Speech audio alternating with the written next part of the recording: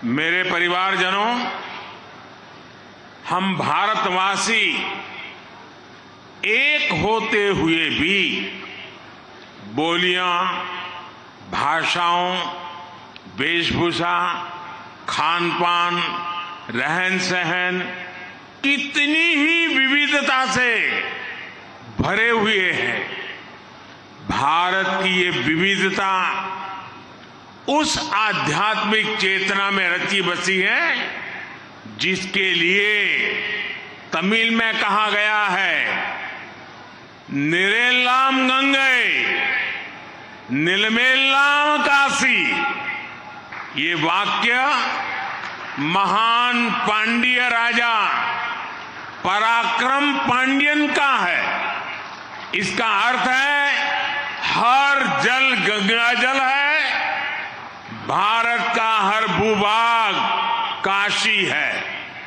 जब उत्तर में आक्रांताओं द्वारा हमारी आस्था के केंद्रों पर, काशी पर आक्रमण हो रहे थे, तब राजा पराक्रम पांड्यन ने तेनकाशी और शिवकाशी में ये कहकर मंदिरों का निर्माण कराया कि काशी को मिटाया नहीं जा सकता। आप दुनिया की कोई भी सभ्यता देख लीजिए, विविधता में आत्मीयता का ऐसा सहज और श्रेष्ठ स्वरूप आपको शायद ही कहीं मिलेगा। अभी हाल ही में G20 समिट के दौरान भी दुनिया भारत की इस विविधता को देखकर चकित थी।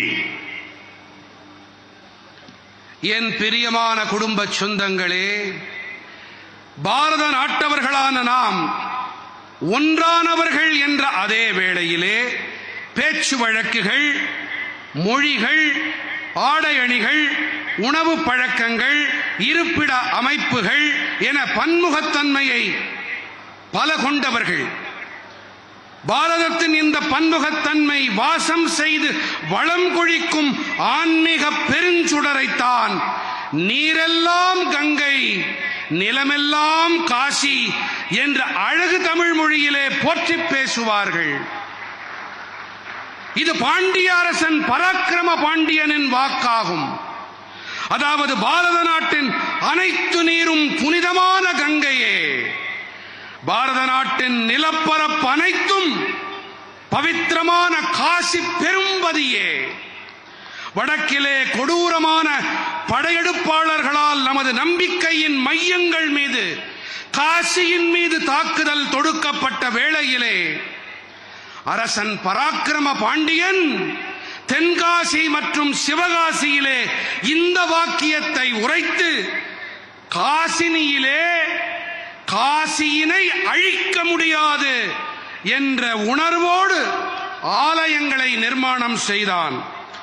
உலகின் எந்த நாகரிகத்தை வேண்டுமென்றாலும் நீங்கள் பாருங்கள், பன்முகத்தன்மை மற்றும் ஆன்மீகம் இவற்றின் இத்தனை இயல்பான உன்னதமான வடிவத்தை உங்களால் வேறு எங்குமே காண முடியாது.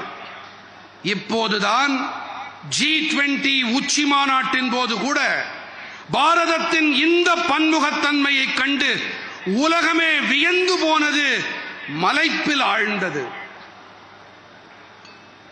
मेरे परिवारजनों, दुनिया के दूसरे देशों में राष्ट्र एक राजनीतिक परिभाषा रही है, लेकिन भारत एक राष्ट्र के तौर पर आध्यात्मिक आस्थाओं से बड़ा है। भारत को एक बनाया है आदि शंकराचार्य और रामानुजाचार्य जैसे संतों ने, जिन्होंने अपनी यात्राओं से भारत की राष्ट्रीय चेतना को जागृत किया।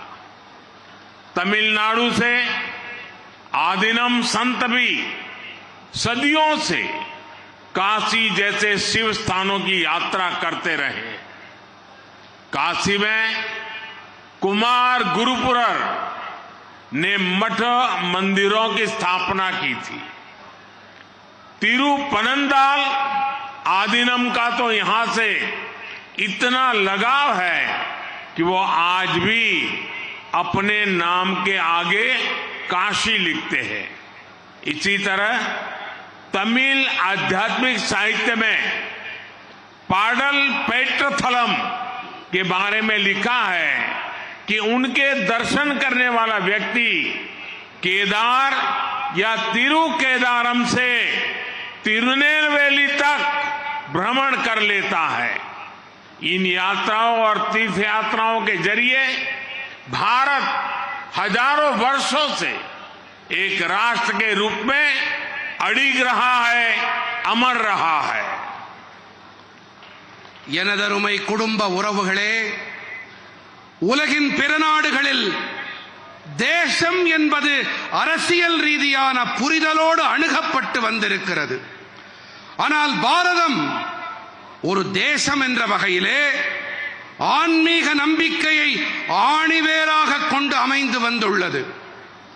ஆதிசங்கரர், ராமானுஜாச்சாரியார் போன்ற புனிதர்கள்தாம் பாரதத்தை ஒருங்கிணைத்தவர்கள்.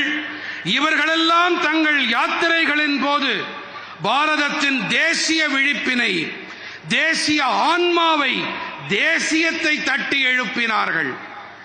தமிழ்நாட்டின் ஆதீன துறவிகளும் கூட பல நூற்றாண்டு காலமாக காசி போன்ற சிவபதிகளுக்கு புனித பயணங்களை மேற்கொண்டு வந்திருக்கின்றார்கள்.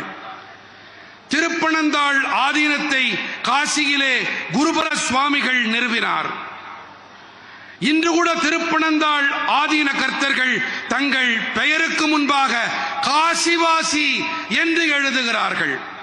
இதைப் போலவே தமிழின் ஆன்மீக நூல்களிலே பாடல் பெற்ற தலம் எனும் போது இவற்றை தரிசனம் செய்யும் மனிதர் திருக்கேதாரம் முதல் திருநெல்வேலி வரை யாத்திரை மேற்கொண்டவராகிறார்.